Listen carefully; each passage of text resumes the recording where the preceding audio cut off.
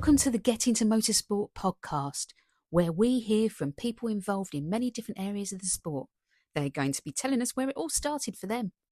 I am Holly Bailey, a former British Rally Championship driver and team manager, and as a rally instructor of over 20 years, one of the most commonly asked questions on the experience days was, how do I get into motorsport?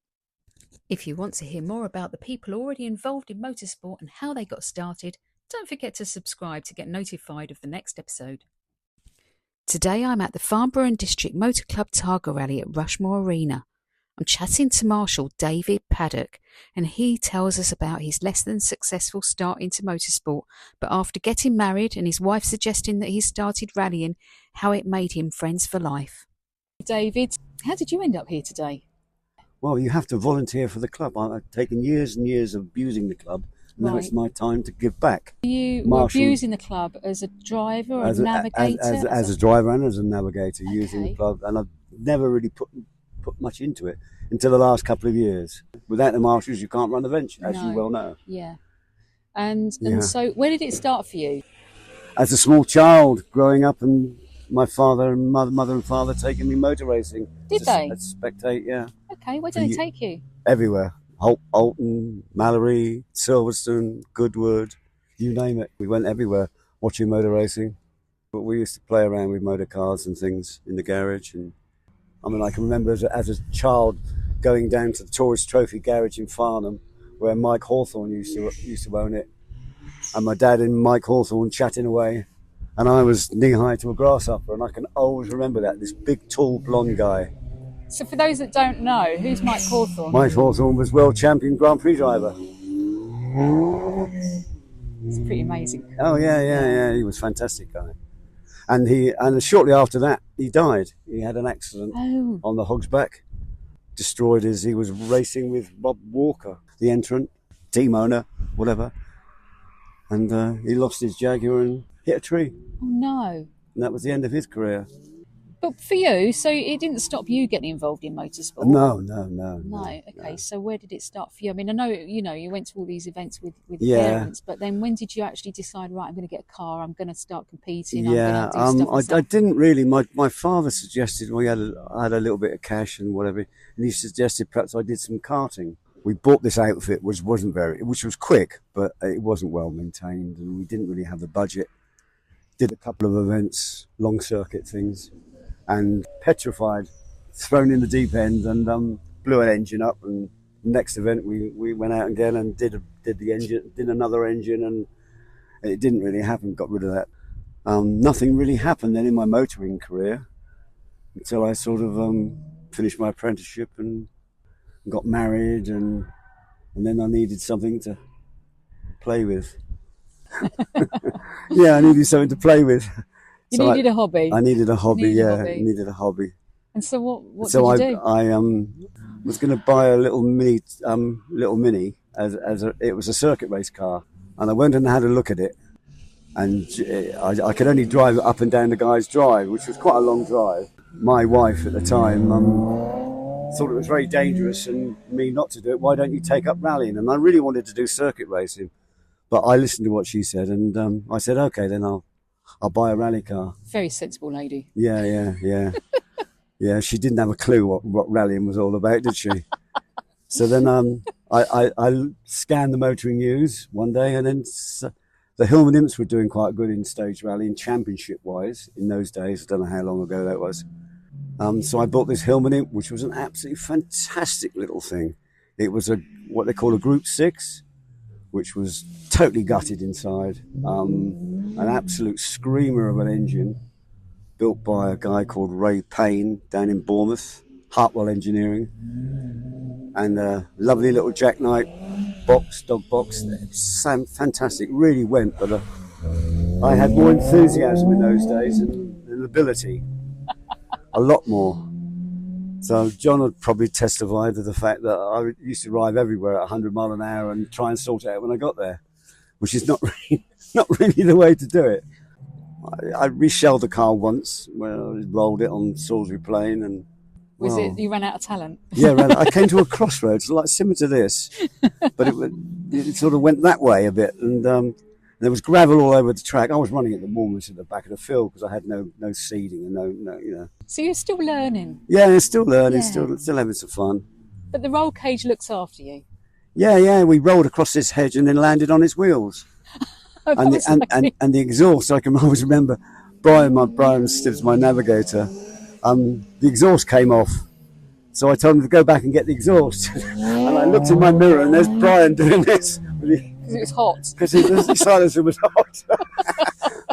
But Brian, being a very good navigator, did his due diligence and brought the silencer back. We chucked it in the back and carried on. Lots of heroics, but not a lot of ability, really, I suppose. It just went too quick. I had some reasonable quick involved. I mean, my very first rally, my seeding number was 118, and I finished last. You've got to start somewhere. I finished last because That's the main thing. I snapped the throttle cable on every single stage. Just kept getting shorter and shorter. Okay. Is that because you were just ramming that pedal down too much? Probably. And on the Hillman Imp, the throttle cable has to go a long way from the front of the car to the back of the car. Oh, does it? Okay. Because the engine's in the back, obviously. Of course. And one dear little throttle cable, it didn't work, did it? So you got quite good at sort of fixing it at the roadside. Oh, yeah. I was a member of Croydon Motor Club for about a year when I very first got my Imp. And I don't know why I joined Croydon when I lived in Farnborough anyhow. So it doesn't quite. I never really thought it through. Did a couple of little minor events with, like stage practice days, single venue things, and then obviously got friendly with John. Going to the club meetings and things, and Ken, his navigator at the time. God rest his soul. I helped build John's rally car. Ken would navigate would service for me if I was doing the event. It's just occurred to me that getting together with like friends over the car and fixing things and doing stuff together. That's what rallying's all about. It's rallying's all about, but it's probably good for friendship. For Yeah. I mean, look how long we've been friends, since the age of mid-20s, I suppose. Yeah. Not 1920s. Come on. Yeah. It must be good that when we all have dark times and we go through patches, that to have those friends that you spent a lot of time with, to just fettle with a car and just chat about things is probably good for you. Yeah. We used to have some good times. What advice would you give to somebody who wanted to get involved in motorsport? Don't. Don't say that. This is supposed to be a podcast about getting into motorsport. No, you can have some whale of a times. You can build some good friendships, I mean, we got the old fella here. He was very quick in his day. Exceedingly quick. He's very humble about it. Oh, yeah. I mean, then we had guys in the motor club that we couldn't get anywhere near because they were millionaires. Wow, yeah. So I mean, it's a sport that. And there I was on, scraping 20 quid for an entry fee or whatever it used to cost in those days, and they're rolling up with an X-Works car and all the bits and pieces, and good fun. But it kind of says to me that if you can get a good result in a car that's a bit battered and a bit past its best. Yeah. Then what would you be like if you had an all singing, all dancing? Yeah, I mean, I've got a car at the moment that's all singing and dancing. But have you? Yeah. My little Mallet, my hill climb car, sprint hill climb car. Sprint hill climbs. I mean, when do you do that then?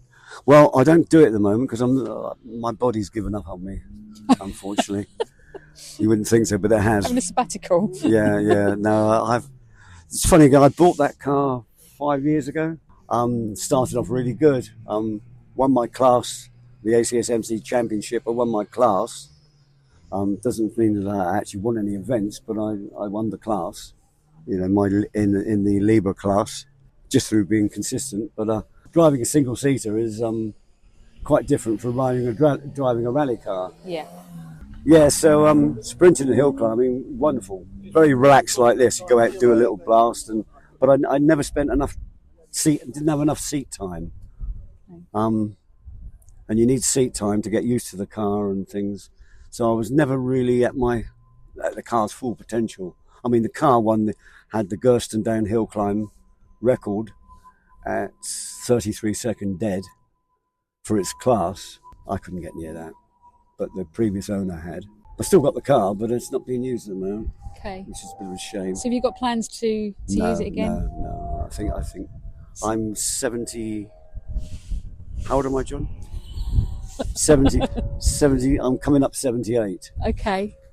It's just my reactions now have slowed up. Okay. So. But hill climbing and sprinting, is that a sport that you recommend to people? Yeah, it's a real grassroots. You can do it in your family saloon car. Can you? Yes. And so how much would that cost to like enter a standard car? 60 quid or something. Oh no, it's a bit more than that. It's about 100 quid. Okay. Do you need a license? Yeah, you need a Motorsport UK license. Okay. Depending on what car you drive. Unfortunately, my license, I had to be a high license because of the car. Right. Okay. The car's really quite quick. Right. Okay. So quite powerful. So yeah. So but if you're doing standard road going, then you can probably just pick up a clubman's license. Yeah. Just a clubman's license, and that's it. And away you go. And other than that, it's just a wonderful day for motorsport, isn't it? You know what? It's not bad, is it? The sun's out. The temperature's gone up. Yeah. It's drier than what it was. But rallying's my heart. That's where. Is it? Yeah, I love it. I mean, John and I, we sit there every time we meet up. Let's get another car. Let's get out there and do it again. And he says to me, I wish I had somewhere to do it. And then he looks at me and with his little eyes and they're fluttering away. You've got a lovely workshop, David. You've got a car in there. Why don't you get rid of that car and we'll buy a so and so and then we'll do it again. I think. Get a Nissan Micra, something like that. She wants a Nissan Micra. Well, I've got one of those, so that's. Have you really? Yeah. Have you really? I've inherited one. Yeah. Oh bless. What was it? Your granddad's or something? No, it was my aunt's, and I tell you what, I'm quite impressed. They shift, don't they? It's pretty quick. Yeah. It's a 2000 plate. Yeah. And it's a 1.4, and it accelerate. It's hot off the line. It wheel spins off the line, which is mad for. Well, the wheels are only that big, aren't they? I know. Yeah. Yeah, I can remember when they used to be rallying at the back of the fields, weren't they? They used to have a class. The championship. There's a lot of them out today, isn't there? Yeah, and they're probably legacy of those things. We used to do a lot of rallying on the army stages over Salisbury Plain, and being army, the army would insist that they could use the event to compete in. Yeah. So it was mainly the army officers in the Land Rovers, weren't there? And if you were running a bit late, problem with your car or something, you're a bit running late, you catch them up in the middle of the stage and you'd have to overtake this Land Rover. Yeah. Quick, let's get in front of the Land Rovers. Oh no. And actually the army are big into motorsport, because I interviewed somebody at the Brands Hatch Winter Stages that was rallying with the army. Yeah. And well, still? Yeah. Oh really? I didn't realise they still did it. Yeah. We used to have fantastic events over Salisbury Plain. Going around Sidbury Hill. God, that was fast. Big, long corner that went on and on and on and on. And you were up into top gear and the rev counter was going up. And I'm like, I don't want to do this anymore. Oh dear. Well, thank you very much for talking to me. That's okay. Lovely talking to you. Thank you. It's nice to see a friendly, happy, smiling, friendly face, isn't it? When I have to look at these old grizzlies. Thank you to David, and thank you to all the marshals without whom motorsport couldn't happen. If you'd like to get close to the action and marshal on an event, do contact Motorsport UK to find out who your local motor club is and how to get your marshal's licence. Thank you for listening, and tune in next week for more stories of getting into motorsport.